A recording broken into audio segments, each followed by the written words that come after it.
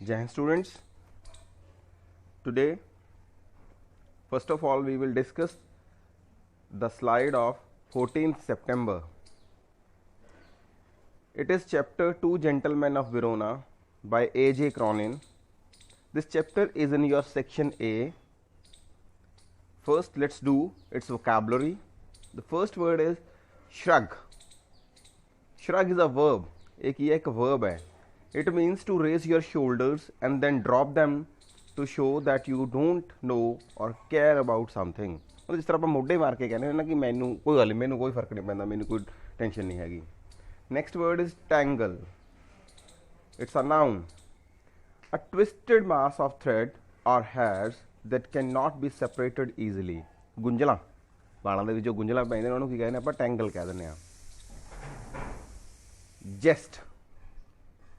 It's a noun, a gesture or an action.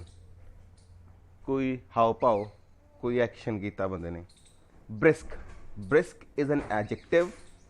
ਇਹਦਾ मतलब ਕੀ है क्विक या फिर busy. Next, slackened. It's a verb. It means to gradually become slower or less active. हौली हौली घट जाना. Demeanor. It's a noun.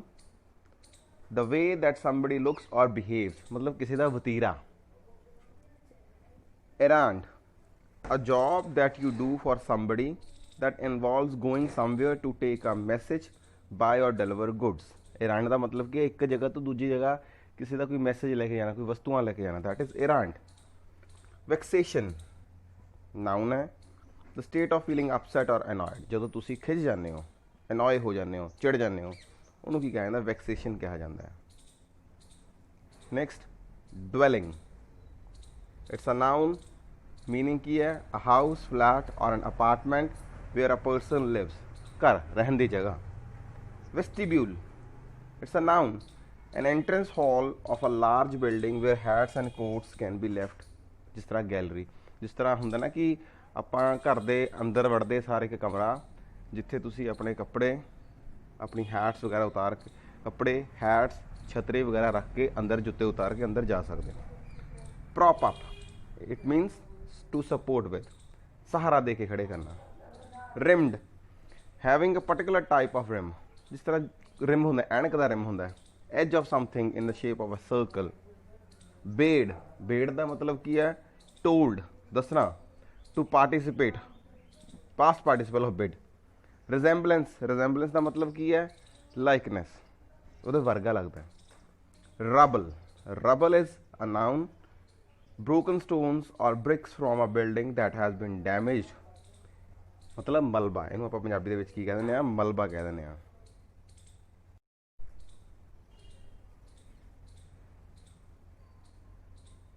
Next, the slide of yesterday 15 तरीक की स्लाइड है. Summary of Two Gentlemen of Verona. The narrator is driving through the foothills of Alps along with his companion while driving on outskirts of Verona. ਜਿਹੜਾ narrator है drive कर रहा है Alps की है, जिस तरह हिमालय पर्वत है इस तरह एल्प्स ने. उन्होंने फुटहिल मतलब उन्होंने नीचे नीचे अपने कंपैनियन के नाल, साथी के नाल, while driving on the outskirts of Verona. Outskirts की होंदा किसी शहर का बाहरला खेतर. वेरोना शहर के बाहरले खेतर दे विच वो ड्राइव कर रहा है. Two young boys who sell wild strawberry stop their car. दो लड़के जिहड़े स्ट्रॉबेरीज बेच रहे हैं उन्हों की कार नूं रोकते हैं. The small boys appear to be quite shabby and the driver is not keen on buying strawberries from them. Two boys appear to be quite shabby. Shabby मतलब भद्दे, गंदे लग रहे हैं दोनों लड़के वो. And driver is not keen on buying strawberries from them. तो ड्राइवर इच्छुक नहीं है कि उन्होंने तो स्ट्रॉबेरीज खरीदिया जाए. Then the narrator's companion gets to know that the boys are brothers. फिर नरेटर के कंपैनियन को पता चलता है कि जिहड़े दोने भाई ने वो की ने भरा ने. The elder one age 13 is Nicola and the younger one age 12 is Jacopo. जो बड़ा भरा है उसका नाम की है निकोला है, तेरी उम्र 13 साल है. तो जो छोटा भरा है उसका एज 12 साल है तो उसका नाम जेकोपो है. Narrator and his companion buy the biggest basket of strawberries from the boys and go towards the city. Narrator का जोड़ा कंपैनियन है, साथी है, तो नरेटर उन्होंने तो उन्होंने सब तो बड़ी बास्केट ਸਟ੍ਰਾਬੇਰੀਜ਼ ਹੀ ਖਰੀਦ ਲੈਂਦੇ ਨੇ ਤੇ ਸ਼ਹਿਰ ਵੱਲ ਨੂੰ ਚੱਲ ਪੈਂਦੇ ਨੇ। Next morning, they see the two boys shining shoes in the market square, and on being asked, they say that they do many things for a living. ਅਗਲੀ ਸੁਬਾਹ they see the boys shining shoes in the market. Market ਦੇ ਵਿੱਚੋਂ ਬੱਚੇ ਜੁੱਤੇ ਚਮਕਾ ਰਹੇ ਹੁੰਦੇ, ਜੁੱਤੇ polish ਕਰ ਰਹੇ ਹੁੰਦੇ ਨੇ ਮਾਰਕੀਟ ਸਕੁਆਇਰ ਦੇ ਵਿੱਚ, ਚੁਰਸਤੇ ਦੇ ਵਿੱਚ। ਤੇ ਜਦੋਂ ਉਹਨਾਂ ਨੂੰ ਪੁੱਛਿਆ ਜਾਂਦਾ ਹੈ ਕਿ ਤੁਸੀਂ ਕੀ ਕਰ ਰਹੇ ਹੋ, ਉਹ ਕਹਿੰਦੇ ਜੀ ਅਸੀਂ ਬੜਾ ਕੰਮ ਕਰ ਰਹੇ, ਕਈ ਚੀਜ਼ਾਂ ਕਰਦੇ ਹਾਂ ਰੋਜ਼ੀ ਰੋਟੀ ਕਮਾਉਣ ਲਈ। They also tell the narrator and his companion that they could work as guides and show the visitor places of interest in the town. और narrator ਨੂੰ ਇਹ ਵੀ ਦੱਸਦੇ ਨੇ ਕਿ they could work as guides, ਉਹ ਗਾਈਡ ਦੇ ਤੌਰ ਤੇ ਵੀ ਕੰਮ ਕਰ ਸਕਦੇ ਨੇ ਅਤੇ ਵਿਜ਼ਿਟਰਸ ਨੂੰ ਸ਼ਹਿਰ ਦੇ ਜੋ ਵਧੀਆ ਪਲੇਸਿਸ ਨੇ, places of interest ਨੇ ਉਹ ਦਿਖਾ ਸਕਦੇ ਨੇ। So the narrator asks them to take them to Juliet's tomb. ਤੇ ਨਰੇਟਰ ਉਹਨਾਂ ਨੂੰ ਕਹਿੰਦਾ ਕਿ ਫਿਰ ਚੰਗਾ ਠੀਕ ਹੈ, ਸਾਨੂੰ ਤੁਸੀਂ ਜੂਲੀਅਟ ਦੀ ਟੂਮ ਤੇ ਲੈ ਜਾਓ, ਕਬਰ ਤੇ ਲੈ ਜਾਓ। ਟੂਮ ਕੀ ਹੁੰਦਾ ਹੈ? ਕਬਰ। During the time of their stay in the town, the two young boys turn out to be very helpful to the visitors. Town ਦੇ ਵਿੱਚ ਜਦੋਂ ਨਰੇਟਰ ਤੇ ਉਹਦਾ ਫਰੈਂਡ ਹੁੰਦੇ ਨੇ ਤਾਂ ਦੋਨੇ ਬੱਚੇ ਬੜੇ ਉਹਨਾਂ ਦੇ ਕੰਮ ਆਉਂਦੇ ਨੇ। ਦੈਨ ਵਨ ਨਾਈਟ, ਇੱਕ ਰਾਤ, narrator notices the boys waiting with a bundle of unsold newspapers and are ready to sell them when the last bus from Padua arrives. ਅਤੇ ਇੱਕ ਰਾਤ ਜਦੋਂ ਦੇਖਦਾ ਕਿ ਨਰੇਟਰ ਕਿ ਦੋਨੇ ਮੁੰਡੇ ਬੈਠੇ ਹੁੰਦੇ ਨੇ, ਉਹਨਾਂ ਕੋਲ ਇੱਕ ਬੰਡਲ ਪਿਆ ਹੁੰਦਾ ਅਨਸੋਲਡ ਨਿਊਜ਼ਪੇਪਰਸ ਦਾ, ਅਤੇ ਉਹਨਾਂ ਨੂੰ ਉਹ ਵੇਚਣ ਲਈ ਬੈਠੇ ਹੁੰਦੇ ਨੇ ਕਿ ਜਦੋਂ ਪਡੂਆ ਸ਼ਹਿਰ ਤੋਂ ਅਗਲੀ ਬੱਸ ਆਏਗੀ ਉਹਦੇ ਵਿੱਚ ਉਹ ਵੇਚਣਗੇ। The narrator ask them why they are working so hard. ਉਹਨੂੰ ਪੁੱਛਦਾ ਕਿ ਤੁਸੀਂ ਇੰਨੀ ਸਖਤ ਮਿਹਨਤ ਕਿਉਂ ਕਰ ਰਹੇ ਹੋ। The narrator is curious to know why they do not spend on clothes, food, even those they seem to earn sufficient money. Narrator ਨੂੰ ਬੜੀ ਉਤਸੁਕਤਾ ਹੁੰਦੀ ਹੈ, ਹੀ ਇਜ਼ ਵੈਰੀ ਕਿਊਰੀਅਸ ਕਿ ਇਹ ਜਿਹੜੇ ਬੱਚੇ ਨੇ ਕੱਪੜਿਆਂ 'ਤੇ ਕੋਈ ਪੈਸਾ ਨਹੀਂ ਖਰਚ ਕਰਦੇ, ਭੋਜਨ 'ਤੇ ਕੋਈ ਪੈਸਾ ਖਰਚ ਨਹੀਂ ਕਰਦੇ, ਪੈਸੇ ਬਹੁਤ ਕਮਾ ਲੈਂਦੇ ਨੇ। Nikola tells them that they had something in their minds but he does not elaborate. Nikola ਕਹਿੰਦਾ ਕਿ ਹਾਂਜੀ ਸਾਡੇ ਦਿਮਾਗ ਦੇ ਵਿੱਚ ਕੋਈ ਚੱਲ ਰਿਹਾ, ਅਸੀਂ ਕੁਝ ਕਰਨਾ ਹੈ, ਪਰ ਉਹ ਦੱਸਦਾ ਨਹੀਂ ਕੀ ਕਰਨਾ ਹੈ। Jacopo then requests the narrator to send them in his car to the village Poleta that is around 30 kilometers away. ਜੇਕੋਪੋ ਫਿਰ ਨਰੇਟਰ ਨੂੰ ਰਿਕੁਐਸਟ ਕਰਦਾ ਹੈ ਕਿ ਉਹਨਾਂ ਨੂੰ ਉਹ ਆਪਣੀ ਕਾਰ ਦੇ ਵਿੱਚ ਪਲੇਟਾ ਭੇਜ ਦੇਵੇ, ਜਿਹੜਾ ਕਿ ਸ਼ਹਿਰ ਤੋਂ 30 ਕਿਲੋਮੀਟਰ ਹੈ। He request him and says that it would be a great favour. ਉਹ ਰਿਕੁਐਸਟ ਕਰਦਾ ਕਿ ਤੁਹਾਡਾ ਬਹੁਤ ਅਹਿਸਾਨ ਹੋਵੇਗਾ ਅਗਰ ਤੁਸੀਂ ਸਾਨੂੰ ਆਪਣੀ ਕਾਰ ਦੇ ਵਿੱਚ ਪਲੇਟਾ ਭੇਜ ਦੇਵੋ। Aldo Nicola doesn't like the fact that his brother is troubling the narrator. ਪਰ ਨਿਕੋਲਾ ਨੂੰ ਇਹ ਗੱਲ ਪਸੰਦ ਨਹੀਂ ਆਉਂਦੀ ਕਿ ਉਹਦਾ ਭਰਾ ਜਿਹੜਾ ਜੇਕੋਪੋ ਹੈ ਨਰੇਟਰ ਨੂੰ ਟਰਬਲ ਕਰ ਰਿਹਾ, ਉਹਨੂੰ ਪਰੇਸ਼ਾਨ ਕਰ ਰਿਹਾ ਇਸ ਤਰ੍ਹਾਂ ਦੀ ਵਗਾਰ ਪਾ ਕੇ। But the narrator gladly agrees to help the boys. ਪਰ ਨਰੇਟਰ ਬੜੀ ਖੁਸ਼ੀ ਦੋਨੇ ਮੁੰਡਿਆਂ ਦੀ ਹੈਲਪ ਕਰਨ ਲਈ ਤਿਆਰ ਹੋ ਜਾਂਦਾ ਹੈ। ਸੋ ਦ ਨੈਕਸਟ ਆਫਟਰਨੂਨ, ਅਗਲੇ ਆਫਟਰਨੂਨ ਦੁਪਹਿਰ, he along with his companion drives to the village. Narrator ਜਿਹੜਾ ਖੁਦ ਕਾਰ ਚਲਾ ਕੇ ਦੋਨੇ ਮੁੰਡਿਆਂ ਨੂੰ ਨਾਲ ਲੈ ਕੇ, ਆਪਣੇ ਸਾਥੀਆਂ ਨੂੰ ਨਾਲ ਲੈ ਕੇ ਪਿੰਡ ਵੱਲ, ਪਲੇਟਾ ਵੱਲ ਚਲੇ ਜਾਂਦੇ ਨੇ। On reaching Padua, no, this is not Padua, this is Poleta. ਇੱਥੇ ਇਹ ਗਲਤ ਲਿਖਿਆ ਹੋਇਆ। On reaching Poleta, the two boys quickly leaped from the car and ran inside the large red-roofed villa. ਪੋਲੇਟਾ ਪਹੁੰਚ ਕੇ ਦੋਨੇ ਬੱਚੇ ਫਟਾਫਟ ਕਾਰ 'ਚੋਂ ਛਾਲ ਮਾਰ ਜਾਂਦੇ ਨੇ ਅਤੇ ਇੱਕ ਵੱਡੇ ਸਾਰੇ ਲਾਲ ਛੱਤ ਵਾਲੇ ਵਿਲਾ ਦੇ ਵਿੱਚ ਚਲੇ ਜਾਂਦੇ ਨੇ। ਆਫਟਰ ਅ ਫਿਊ ਮਿੰਟਸ, ਕੁਝ ਕੁ ਮਿੰਟਾਂ ਬਾਅਦ, ਦ ਨਰੇਟਰ ਫੋਲੋਵਡ them inside. ਨਰੇਟਰ ਵੀ ਉਹਨਾਂ ਦੇ ਪਿੱਛੇ ਅੰਦਰ ਚਲਾ ਜਾਂਦਾ ਹੈ। And saw that it was a hospital. ਕਿ ਉਹ ਜਿਹੜਾ ਰੈੱਡ ਰੂਫਡ ਵਿਲਾ ਹੈ ਉਹ ਕੀ ਹੈ? ਇੱਕ ਹਸਪੀਟਲ ਹੈ। He meets the nurse who leads him to a room where he sees the two boys sitting beside a young girl. ਉਹ ਉੱਥੇ ਜਾ ਕੇ ਇੱਕ ਨਰਸ ਨੂੰ ਮਿਲਦਾ ਹੈ ਜਿਹੜੀ ਉਹਨੂੰ ਇੱਕ ਕਮਰੇ ਵੱਲ ਲੈ ਜਾਂਦੀ ਹੈ। Where he sees the two boys sitting beside a young girl. ਅਤੇ ਉੱਥੇ ਜਿਹੜੇ ਦੋਨੇ ਲੜਕੇ ਹੁੰਦੇ ਨੇ ਉਹ ਇੱਕ ਯੰਗ ਗਰਲ ਦੇ ਨਾਲ ਬੈਠੇ ਹੁੰਦੇ ਨੇ। The nurse explained that their father, a widower and a well known singer, was killed in a war. ਜਿਹੜੀ ਨਰਸ ਹੈ ਐਕਸਪਲੇਨ ਕਰਦੀ ਹੈ ਕਿ ਉਹ ਤਿੰਨ ਬੱਚੇ ਕੀ ਨੇ, ਉਹ ਭੈਣ ਭਰਾ ਨੇ, ਉਹ ਤਿੰਨੋਂ ਬੱਚੇ ਭੈਣ ਭਰਾ ਨੇ। ਅਤੇ ਉਹਨਾਂ ਦਾ ਫਾਦਰ ਜਿਹੜਾ ਵਿਦੁਰ ਸੀ, ਉਹਨਾਂ ਦੇ ਮਦਰ ਹੈ ਨਹੀਂ ਸੀ, ਮਦਰ ਦੀ ਡੈਥ ਹੋ ਚੁੱਕੀ ਸੀ। ਉਹ ਵੈਲ ਨੋਨ ਇੱਕ ਜਾਣਿਆ ਪਛਾਣਿਆ singer C. He was killed in a war, ਉਹ ਲੜਾਈ ਦੇ ਵਿੱਚ ਮਰ ਗਿਆ ਸੀ। After that a bomb destroyed their home and the 3 children were left to starve. ਉਸ ਤੋਂ ਬਾਅਦ ਇੱਕ ਬੰਬ ਨੇ ਉਹਨਾਂ ਦੇ ਘਰ ਨੂੰ ਡਿਸਟਰੋਏ ਕਰਤਾ, ਤਬਾਹ ਕਰਤਾ, ਅਤੇ ਤਿੰਨੇ ਬੱਚੇ ਭੁੱਖੇ ਮਰਨ ਲਈ ਰਹਿ ਗਏ। ਦ ਯੰਗ ਗਰਲ ਲੂਸੀਆ, ਜਿਹੜੀ ਲੜਕੀ ਸੀ ਉਹਨਾਂ ਦੀ ਸਿਸਟਰ, ਉਹਦਾ ਨਾਂ ਕੀ ਹੈ? Lucia. The sister was training to be a singer. Lucia ਵੀ ਸਿੰਗਰ ਬਣਨਾ ਚਾਹੁੰਦੀ ਸੀ। The boys participated in the freedom movement, but when they returned, they found that their sister was suffering from tuberculosis of spine. ਉਹਨਾਂ ਨੇ ਲੜਾਈ ਦੇ ਵਿੱਚ ਸ਼ਾਮਲ ਹੋ ਗਏ, ਜੋ ਆਪਣੇ ਦੇਸ਼ ਨੂੰ ਆਜ਼ਾਦ ਕਰਾਉਣ ਦੀ ਲੜਾਈ ਸੀ। ਦੋਨੇ ਬੱਚੇ ਪਾਰਟਿਸਿਪੇਟ ਕਰਨ ਲੱਗੇ ਫਰੀडम ਮੂਵਮੈਂਟ ਦੇ ਵਿੱਚ। ਪਰ ਜਦੋਂ ਵਾਪਸ ਆਏ ਉਹਨਾਂ ਨੇ ਦੇਖਿਆ ਕਿ ਜਿਹੜੀ ਉਹਨਾਂ ਦੀ ਸਿਸਟਰ ਸੀ ਉਹਨੂੰ ਕੀ ਹੋ ਗਿਆ ਸੀ, ਟਿਊਬਰੋਕਲੋਸਿਸ ਆਫ ਸਪਾਈਨ, ਜਿਹਨੂੰ ਆਪਾਂ TB ਕਹਿ ਦਿੰਦੇ ਹਾਂ, ਰੀੜ੍ਹ ਦੀ ਹੱਡੀ ਦੀ TB ਹੋ ਗਈ ਸੀ ਉਹਨੂੰ।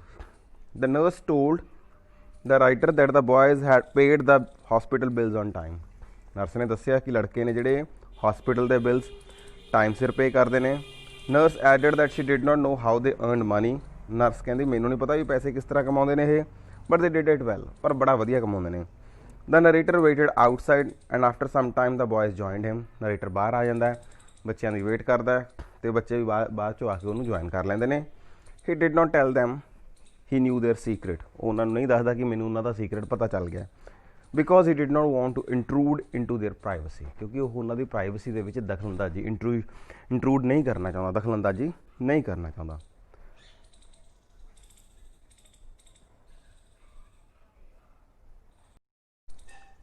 ਨੈਕਸਟ ਅੱਜ ਦੀ ਸਲਾਈਡ ਆ ਗਈ 16 ਸਤੰਬਰ ਦੀ ਸਲਾਈਡ ਆ ਗਈ। These are long answer type questions of the chapter Two Gentlemen of Verona. First question is, draw a brief character sketch of the two boys in the story. The interesting story is written by A.J. Cronin. This is a story of two brothers and their sisters. किहदी story है? दो brothers ਤੇ ਉਹਨਾਂ ਦੀ sisters ਦੀ story ਹੈ। Elder brother Nicola was 13 years and Jacopo was 12 years. ਜਿਹੜਾ ਵੱਡਾ brother ਹੈ ਉਹ 13 ਸਾਲ ਦਾ ਹੈ ਅਤੇ ਜਿਹੜਾ ਛੋਟਾ ਜੈਕੋਪੋ ਹੈ 12 ਸਾਲ ਦਾ ਹੈ। ਦੇ ਵਰ ਮਦਰਲੈਸ, ਉਹਨਾਂ ਦੇ ਮਾਤਾ ਨਹੀਂ ਹੈਗੀ, ਉਹਨਾਂ ਦੀ ਮਦਰ ਦੀ ਡੈਥ ਹੋ ਚੁੱਕੀ ਹੈ। ਦੇ father was killed in a ਵਾਰ, ਉਹਨਾਂ ਦਾ ਪਿਤਾ ਵੀ ਵਾਰ ਦੇ ਵਿੱਚ ਮਰ ਚੁੱਕਿਆ। ਅ ਬੰਬ ਡਿਸਟਰੋਇਡ ਦੇਅਰ ਹਾਊਸ, ਇੱਕ ਬੰਬ ਨੇ ਉਹਨਾਂ ਦਾ ਘਰ ਤਬਾਹ ਕਰਤਾ ਹੈ। ਸੋ ਦੇ ਬਿਕੇਮ ਹੋਮਲੈਸ ਐਂਡ ਆਰਫਨਸ, ਉਹ ਕੀ ਹੋ ਗਏ ਨੇ, ਹੋਮਲੈਸ ਹੋ ਗਏ ਨੇ, ਬੇਘਰ ਹੋ ਗਏ ਨੇ ਅਤੇ ਆਰਫਨ ਯਤੀਮ ਹੋ ਗਏ ਨੇ।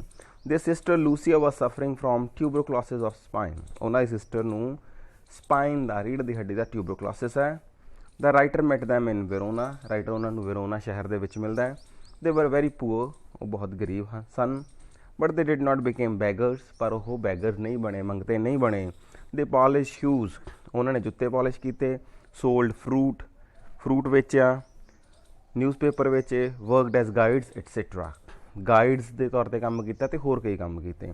ਦੇ worked hard to pay for the treatment of their sister who was suffering from tuberculosis of spine. ਉਹਨਾਂ ਨੇ ਹਾਰਡ ਵਰਕ ਕੀਤਾ, ਬਹੁਤ ਸਖਤ ਮਿਹਨਤ ਕੀਤੀ ਆਪਣੀ ਸਿਸਟਰ ਦੇ ਟਰੀਟਮੈਂਟ ਲਈ, ਜਿਸ ਨੂੰ ਟਿਊਬਰਕਲੋਸਿਸ ਆਫ ਸਪਾਈਨ ਸੀ। The story conveys the message of love, devotion and selflessness. Story ਸਾਨੂੰ ਪਿਆਰ ਦਾ, ਡਿਵੋਸ਼ਨ, ਨਿਸ਼ਠਾ ਦਾ ਅਤੇ ਨਿਰਸਵਾਰਥ ਹੋਣ ਦਾ ਮੈਸੇਜ ਦਿੰਦੀ ਹੈ। Next is right the theme of the story. This interesting story is written by A.J. Cronin. The theme of the story is that we should face the misfortune of life boldly. ਕਿ ਸਾਨੂੰ ਜਿਹੜੀ ਜ਼ਿੰਦਗੀ ਦੀ ਮਿਸਫੋਰਚੂਨ ਹੈ, ਬਦਕਿਸਮਤੀ ਹੈ, ਉਹਨੂੰ ਬੋਲਡਲੀ, ਬਹਾਦਰੀ ਨਾਲ ਸਾਹਮਣਾ ਕਰਨਾ ਚਾਹੀਦਾ ਹੈ। The story shows us that courage and devotion of two small boys. ਜਿਹੜੀ ਸਟੋਰੀ ਹੈ ਸਾਨੂੰ ਦੋ ਛੋਟੇ ਲੜਕਿਆਂ ਦੇ ਕਰੇਜ, ਬਹਾਦਰੀ ਦੀ, ਡਿਵੋਸ਼ਨ ਦੀ, ਲਗਨ ਦੀ ਕਹਾਣੀ ਦੱਸਦੀ ਹੈ। ਦੇ ਬਿਕੇਮ ਹੋਮਲੈਸ ਐਂਡ ਆਰਫਨਸ, ਉਹ ਹੋਮਲੈਸ ਹੋ ਜਾਂਦੇ ਨੇ, ਬੇਘਰ ਹੋ ਜਾਂਦੇ ਨੇ, ਆਰਫਨ ਯਤੀਮ ਹੋ ਜਾਂਦੇ ਨੇ। ਯੈਟ ਦੇ ਵਰ ਹੋਪਫੁਲ, ਪਰ ਫਿਰ ਵੀ ਉਹ ਉਮੀਦ ਨਹੀਂ ਛੱਡਦੇ। They worked hard to pay for the treatment of their only sister, hard work ਕਰਦੇ ਨੇ ਆਪਣੀ ਸਿਸਟਰ ਦੇ ਟਰੀਟਮੈਂਟ ਲਈ। ਉਹ due to their care and their sister survive, ਉਹਨਾਂ ਦੀ ਕੇਅਰ ਕਰਕੇ, ਉਹਨਾਂ ਦੀ ਜੋ ਉਹਨਾਂ ਨੇ ਦੇਖਭਾਲ ਕੀਤੀ ਆਪਣੀ ਸਿਸਟਰ ਦੀ, ਉਹਨਾਂ ਦੀ ਸਿਸਟਰ ਬਚ ਜਾਂਦੀ ਹੈ। So the story conveys the message of love, devotion and selflessness. So ਇਸ ਲਈ ਸਟੋਰੀ ਜਿਹੜੀ ਹੈਗੀ ਹੈ ਕਨਵੇ ਕਰਦੀ ਹੈ, ਕਿਸ ਚੀਜ਼ ਦਾ ਮੈਸੇਜ ਕਨਵੇ ਕਰਦੀ ਹੈ? ਲਵ ਦਾ, ਪਿਆਰ ਦਾ, ਡਿਵੋਸ਼ਨ, ਲਗਨ ਦਾ ਐਂਡ ਸੈਲਫਲੈਸਨੈਸ ਦਾ। Explain in brief the conditions in which two boys grew up, ਕਿਹੜੀਆਂ ਕੰਡੀਸ਼ਨ ਦੇ ਵਿੱਚ ਦੋਨੇ ਬੱਚੇ ਵੱਡੇ ਹੋਏ। This is the story of two young boys who led a comfortable and cultured life there. ਇਹ ਸਟੋਰੀ ਦੋ ਯੰਗ ਬॉयਜ਼ ਦੀ, ਜਿਨ੍ਹਾਂ ਨੇ ਬੜੀ ਪਹਿਲਾਂ ਕੰਫਰਟੇਬਲ, ਆਰਾਮਦਾਇਕ ਅਤੇ ਬੜੀ ਸੱਭਿਆਚਾਰਕ ਲਾਈਫ, ਬੜੀ ਸੁਲਝੀ ਹੋਈ ਜ਼ਿੰਦਗੀ ਬਤੀਤ ਕੀਤੀ ਹੈ। ਤੇ sister Lucia was training to be a singer, ਉਹਨਾਂ ਦੀ ਸਿਸਟਰ ਜਿਹੜੀ ਲੂਸੀਆ ਸੀ ਉਹ ਸਿੰਗਰ ਬਣ ਰਹੀ ਸੀ। They father who was a widower was a well known singer, ਉਹਨਾਂ ਦਾ ਫਾਦਰ ਜਿਹੜਾ ਇੱਕ ਵਿਡੋਵਰ ਸੀ, ਜਿਸ ਦੇ ਵਿਡੋਵਰ ਕੌਣ ਹੁੰਦਾ ਹੈ? ਵਿਦੁਰ, ਜਿਸ ਦੀ ਪਤਨੀ ਮਰ ਚੁੱਕੀ ਹੋਵੇ। He was a well known singer, he was killed in a war, ਉਹ ਲੜਾਈ ਦੇ ਵਿੱਚ ਮਰ ਚੁੱਕਿਆ ਸੀ। A bomb had destroyed their house, ਇੱਕ ਬੰਬ ਨੇ ਉਹਨਾਂ ਦਾ ਘਰ ਤਬਾਹ ਕਰਤਾ ਸੀ। ਸੋ ਦੇ ਬਿਕੇਮ ਹੋਮਲੈਸ ਐਂਡ ਆਰਫਨਸ, ਇਸ ਲਈ ਉਹ ਬੇਘਰ ਅਤੇ ਯਤੀਮ ਹੋ ਗਏ ਸੀ। they suffered horribly from near starvation and exposure to cold weather. ਉਹਨਾਂ ਨੇ ਸਟਾਰਵੇਸ਼ਨ ਭੁੱਖਮਰੀ ਅਤੇ ਠੰਡੇ ਮੌਸਮ ਨੂੰ ਝੇਲਿਆ। Lucia was suffering from TB of spine. They worked hard to pay for her treatment. So this is the end. ਹੁਣ ਇਹਨਾਂ questions ਨੂੰ ਤੁਸੀਂ ਆਪਣੀ ਨੋਟਬੁੱਕਸ 'ਤੇ ਵੀ ਲਿਖਣਾ ਹੈ। ਮਿਲਦੇ ਹਾਂ ਫਿਰ ਕੱਲ੍ਹ ਨੈਕਸਟ ਸਲਾਈਡ ਦੇ ਨਾਲ। Thank you.